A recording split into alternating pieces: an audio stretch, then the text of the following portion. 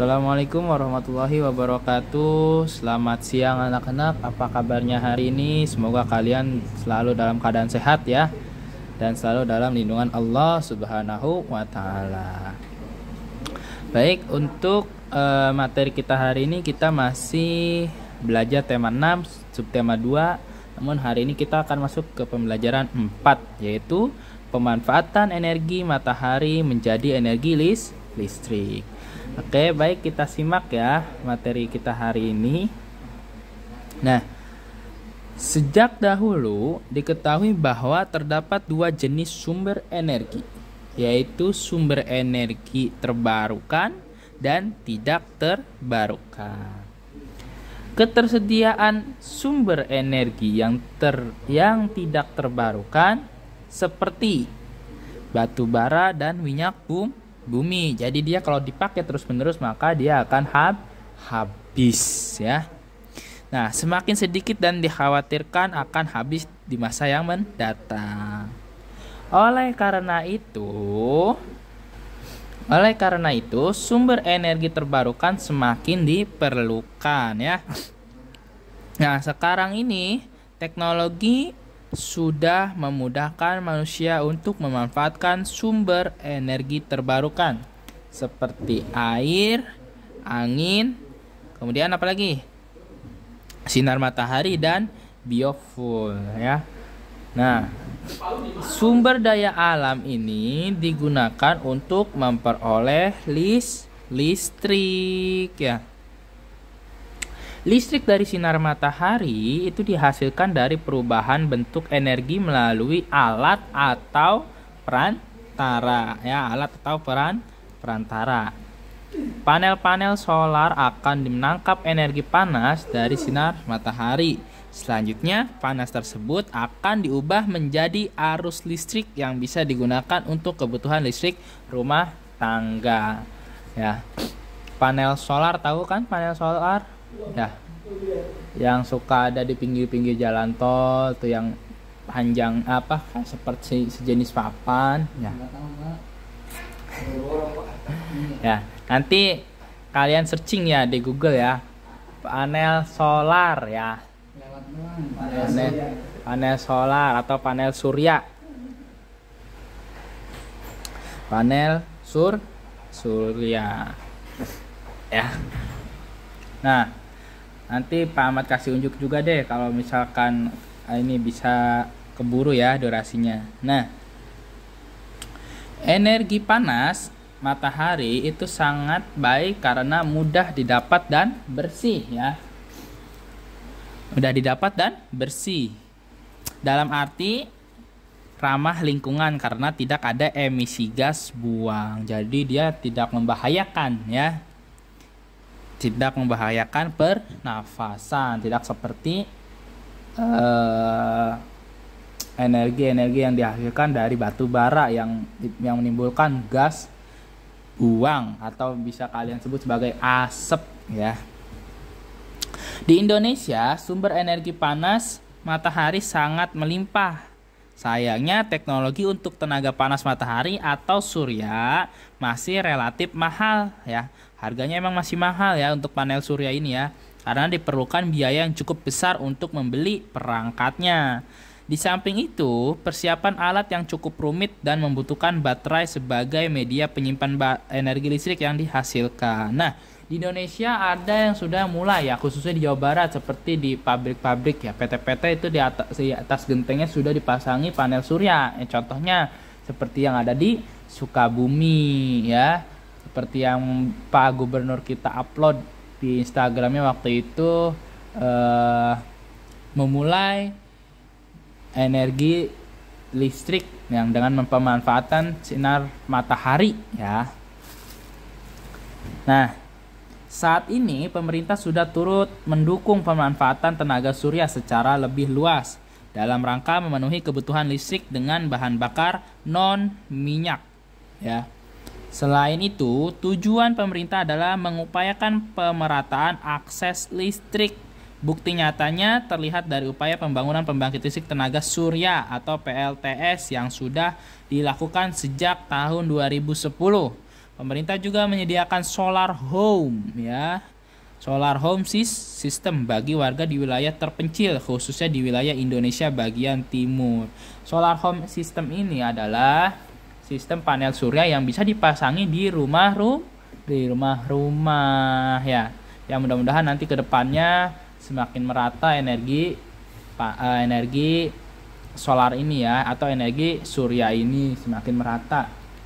Kenapa? Karena energinya terbarukan, tidak akan habis-habis ya. Selagi ada sinar matahari masih menyinari bumi, maka di sanalah ada sumber energi yang bisa dimanfaatkan untuk energi listrik. Nah, selanjutnya kita belajar simetri putar ya. Jika suatu bangun datar diputar melalui pusatnya dan dapat menempati tempat semula, benda itu memiliki simetri putar ya. Simaklah kegiatan berikut dengan cermat. Nah, lihat nih. Siapkan satu lembar kertas origami berwarna dengan bentuk persegi ya. Bentuknya persegi. Persegi itu kotak ya. Kotak ya, bukan persegi panjang ya, tapi kotak sempurna itu persegi ya. Sesama panjang sisinya itu sama panjang.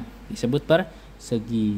Nah, tandai dengan huruf A, B, C, D di keempat ujung sisinya. Nah, ini misalkan kertas origami. Kita tandain A, B, C, dan D. Nah, kemudian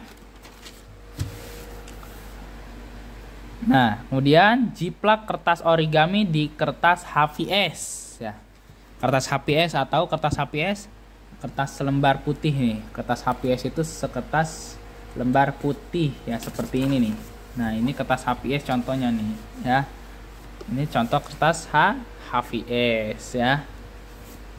Nah, jiplak nih di kertas HVS ya. Terus kemudian setelah dijiplak, di atasnya dituliskan KLMN. Nah, kemudian yang bagian ketiga, tindih bagian tengah kertas origami, dengan jangka atau pensil agar tidak bergeser. Nah, keempat, putar kertas origami sesuai arah jarum jam sebagai berikut. 1/4 putaran.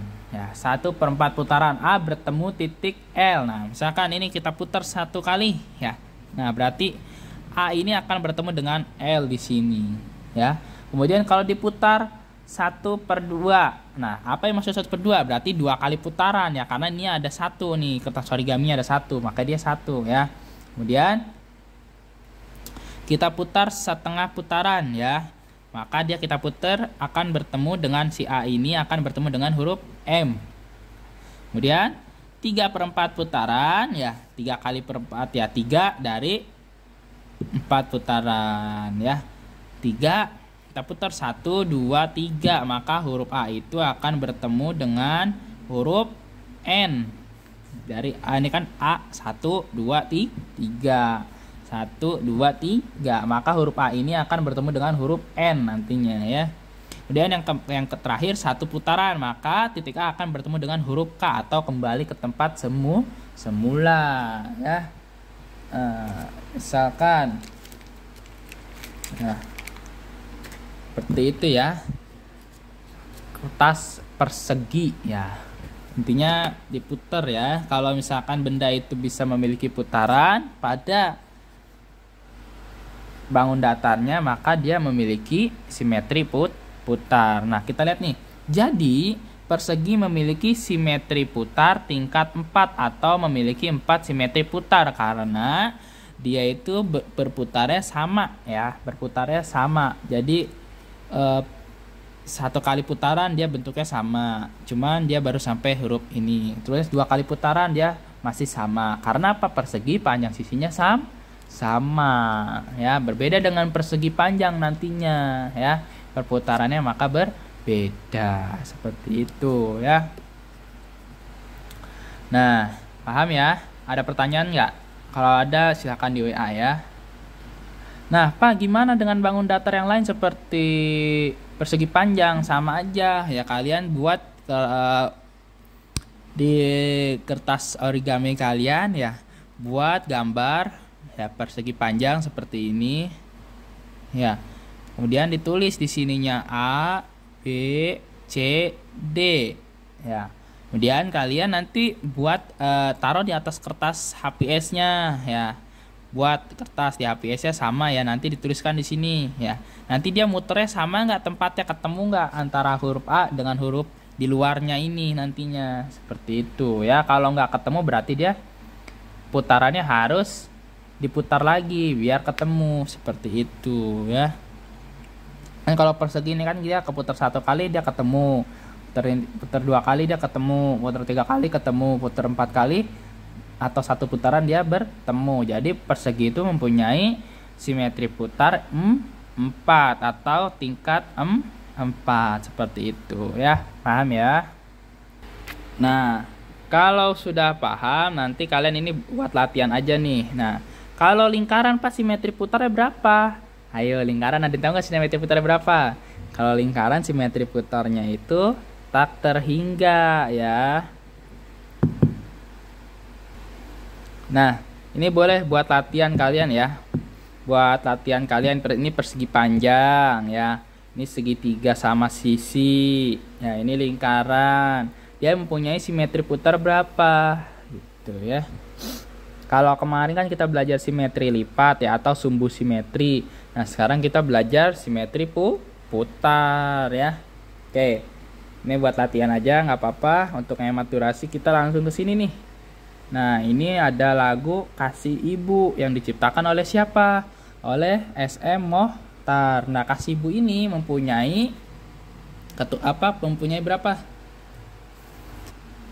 Nah, Kasih Ibu ini itu mempunyai birama berapa? Nih, lihat nih, birama 4/4 yang dalam artian Kasih Ibu ini mempunyai 4 ketukan ya.